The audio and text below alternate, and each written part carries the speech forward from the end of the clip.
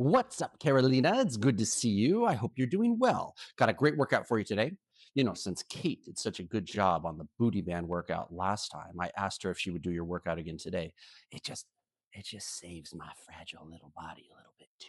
So I'm going to instruct you on what every exercise is, but Kate is going to take you through the workout today. Okay, let's do it. So exercise number one is a together apart goblet squat. You pick yourself a dumbbell and you can hold it so that it's vertical, but close to your chest, or horizontal. Horizontal can be more comfortable for folks with reasonable weights, but as the weight gets heavier, it's going to be a little harder on your body. Keep it close to your chest and keep your chin up for good posture. You start shoulder width, you step, you squat, you come back shoulder width, you step the other way, you squat, and you return. Always trying to drive up from your heels with a really good hip hinge.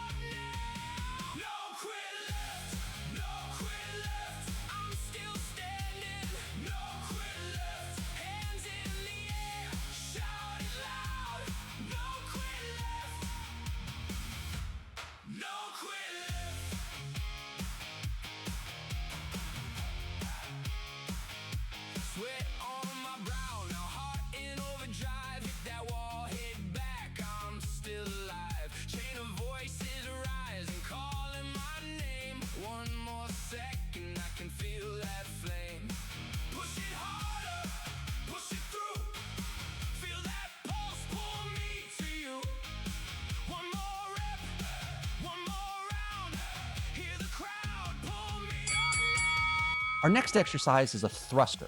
Classic exercise that I really like. I like a thruster because it was always really hard on me, and now I've gotten good at it.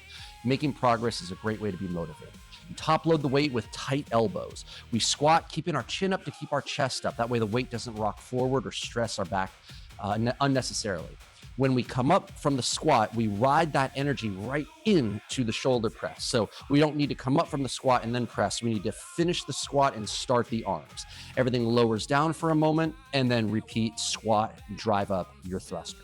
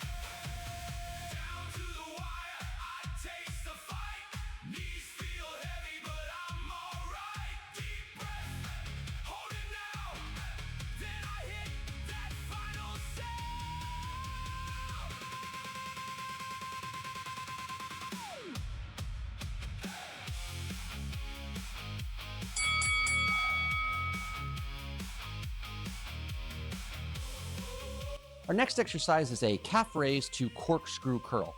The calf raise has you suitcasing the weight. Not only is it good for ankle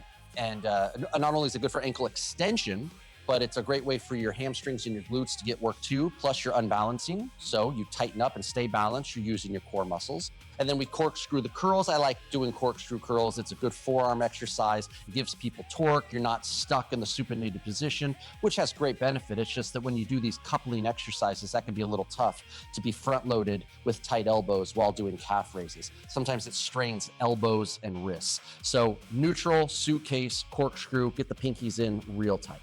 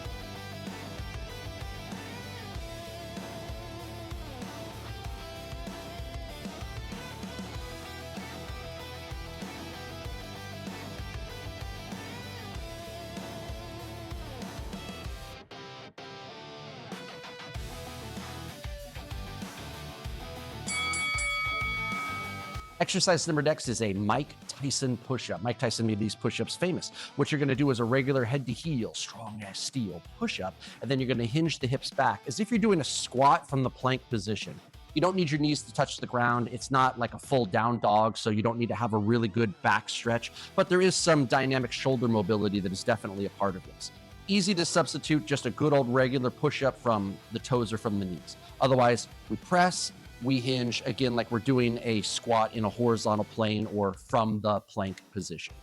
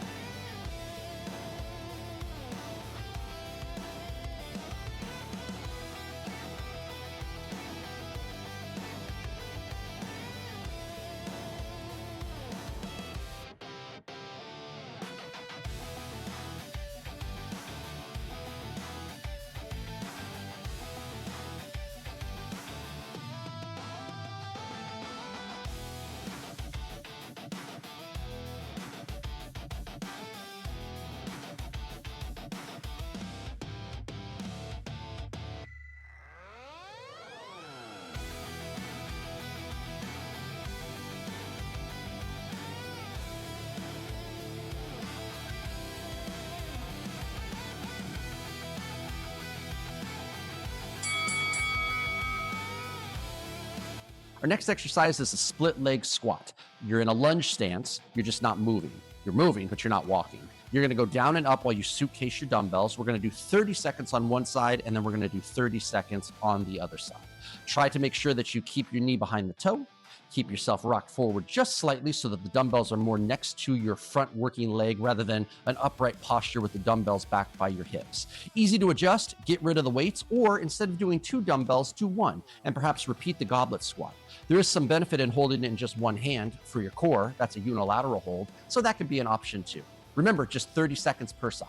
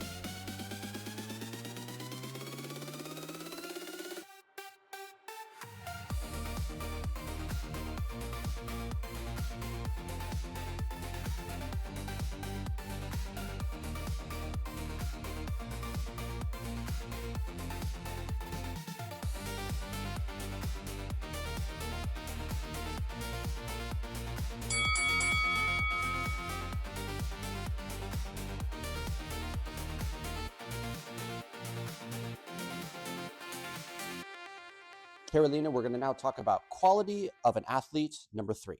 Remember when I worked with kids, we called this qualities of a champion. It just rang a better bell for working with the kids. Quality of an athlete, number 1, was endurance with the parallel character quality of perseverance. Quality number 2 was quickness with the character quality of alertness. Now here today, quality number 3 is timing with the parallel character quality of punctuality. In athletics, if you move too soon or too late, you're ineffective. In martial arts, if you don't strike when you're supposed to or block when necessary, you're going to get hit or you're not going to hit. If you don't catch the ball, kick for the goal, etc., again, you'll be ineffective. Timing is something that some people are born with. Most of us have to work to develop it. But really, what you're doing is trying to shorten your processing ability from when your brain registers what's happening to when you're able to take action. This is something that we can practice when we do the agility ladders because you have to time your steps in order to get over the ladder rungs. It's something that we might have as a challenge for our mental processing. Okay, what's the Heisman? How do I do it? 1, 2, 3, lift my knee. Got it. Let me start to move quicker. Let me see if I can push myself. Anything to help develop that fast muscle response and quickening of neural pathways. So timing is your physical quality of athleticism. The parallel character quality is punctuality. Well, that's one that we all know I need to work on. Being punctual is a great way to show discipline and also courtesy and respect for people who are expecting you to be at a certain place at a certain time. And I like to give people more than they expect in their workouts. So instead of ending after an hour, we might end after an hour and a half if they're okay with it, or sometimes, even 2 hours. So while I do have good intentions, I'm trying to get more work accomplished, or I'm trying to give people more value for their time and money. Unfortunately, it can also throw people's days off and make people get the wrong impression and think that I don't care, I'm procrastinating, I'm not focused. And I don't think that's the case. I just think that for me personally, I'm loose with it. I have to get better at that. That's something that I know is not okay. I know that it can be very difficult for folks to operate that way on atom time. So we all have things that we need to work on, right? So punctuality, I would say, is definitely one of mine for self-improvement. So far, it hasn't been too successful as far as improving, but I'm mindfully trying. I really am all the time. With that, there's always hope. Carolina, thank you so much. I hope you had a good time with this workout. And next workout, we're going to go back into working with the agility ladder. So have a good rest of your week, and I'll see you in the next workout.